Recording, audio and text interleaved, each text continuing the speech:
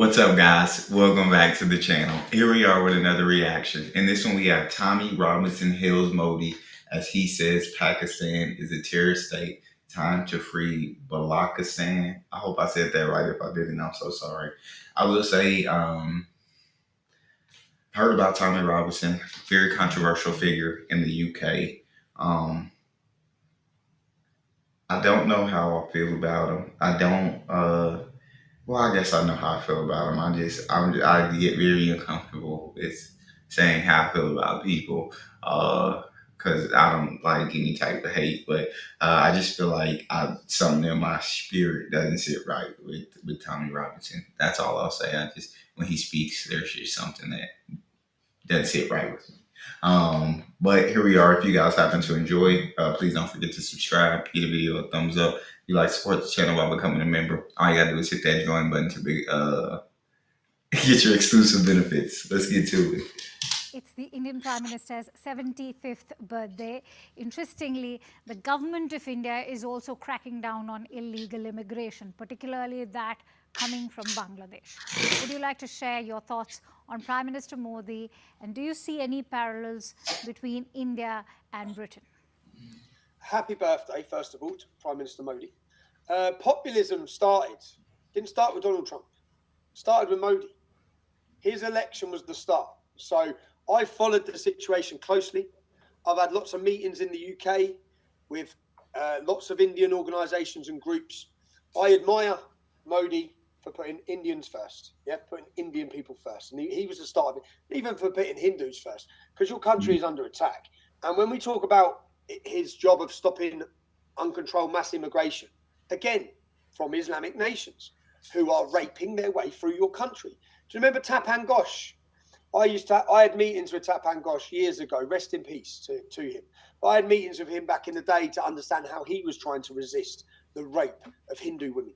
So I follow what's going on. We know what's going on in Kashmir. Everyone does around the world. Whenever you see any violence and conflicts, we know it's not the Hindus. We know automatically straight away. We know who it is.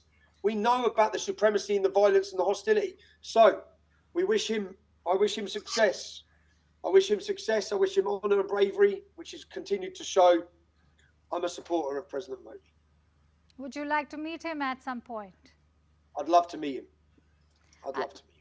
I just want to end with your thoughts on terrorism. Do you think that the West is playing its role when it comes to addressing the problem of terrorism, whether it is Israel or India? In this one, I guess he ain't really said anything that was kind of off base. I'm not sure if all the terrorists coming from people coming from Islamic nations or such. I wouldn't claim like just everybody from these Islamic nations are the ones spreading terror, but um, that's the only thing I guess I would say there. Yeah, I don't know. When it comes to these controversial things, bro, I don't like to speak up, but when it comes to controlling mass illegal immigration, I do believe that is something that countries have to do. I'm glad I'm not the person in charge because I couldn't do it. And so that is something that countries have to do in order to. I mean, and Modi does put India first. And I think the foreign minister has said that many times. Modi has said that, right? India first. And each country should put them first. But I think the great thing about Modi is although he does put India first, he absolutely it seems like is all for like diversity to me. He's all about also not just India succeeding in the world, but so many different other countries and cooperating with the rest of the world.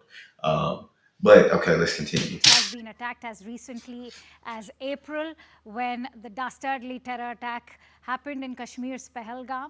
How do you respond to the West's approach, particularly that of United States? We've seen the US president also go ahead and strike deals with Pakistan. So what is your assessment of the West's approach when it comes to dealing with terrorism, in your language, particularly Islamic terrorism? Well, if they were dealing with Islamic terrorism, we would have already closed down lots of mosques, which we haven't. We never have. So we've been weak in dealing with it. If we were dealing with Islamic terrorism, the 40,000 Muslims on the terror watch list, 50% of them have got dual nationality, they would be deported from our country. They haven't been. If we were dealing with Islamic terrorism, we would have just banned all entry from Pakistan into our country. Pakistan is a terrorist state. Nothing good has ever come from Pakistan. Most of the world's problems are coming from Pakistan.